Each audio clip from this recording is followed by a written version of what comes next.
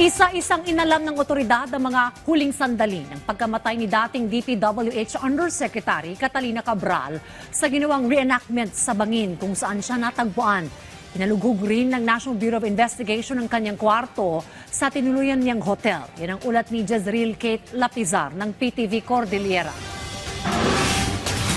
Lumitaw ang selfie photo na ito ng driver ni dating DPWH Undersecretary Maria Catalina Cabral na kuha hapon ng Huwebes, December 18, ilang oras bago natagpo ang patay ang dating opisyal sa Buwed River sa Cannon Road, Tuba, Benguet.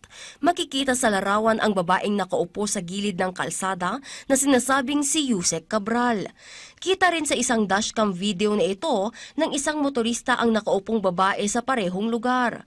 Noong Sabado, kinumpirma ni Interior and Local Government Secretary John Vic Remulla na katawan nga ni Yusek Cabral ang natagpuan sa ilog. Batay sa autopsy report, blunt force trauma ang ikinamatay ni Cabral mula sa pagkahulog sa bangin. Ayon kay Remulla, walang nakitang tama ng bala ng baril o anumang indikasyon ng foul play. Kahapon lang, nagsagawa naman ng crime scene reenactment ang mga operatiba ng PNP Forensic Group sa kahabaan ng Buwed River sa Tuba, Benguet kung saan natagpuan ang bangkay ng dating opisyal. Layunin nilang muling buuin ang pagkakasunod-sunod ng mga pangyayari na humantong sa kanyang pagkamatay at suriin ang mga ebidensyang nakolekta sa lugar. Kasabay nito, isinilbi naman ng mga operatiba ng National Bureau of Investigation Cordillera ang search warrant sa isang hotel sa Baguio City kung saan tumuloy si Cabral.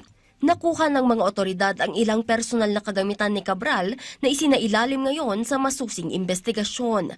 Nakuha din nila ang kopya ng CCTV footage ng pagdating at pag-alis ni Cabral mula sa hotel pero hindi pa ito isa sa publiko. Tumanggi munang magbigay ng pahayag ang PNP at NBI habang gumugulong ang investigasyon.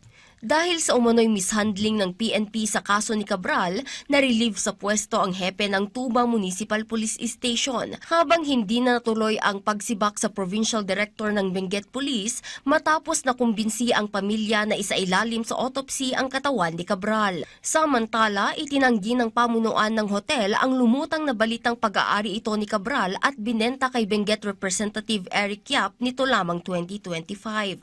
Ayon sa opisyal na pahayag ng hotel, wala umanong kinalaman o koneksyon ang dalawang personalidad sa nasabing hotel. Iginiit ng kanilang legal counsel na ito ay entirely false, misleading and wholly unsubstantiated dahil hindi sila naging owner, shareholders, directors, officers o beneficial owner.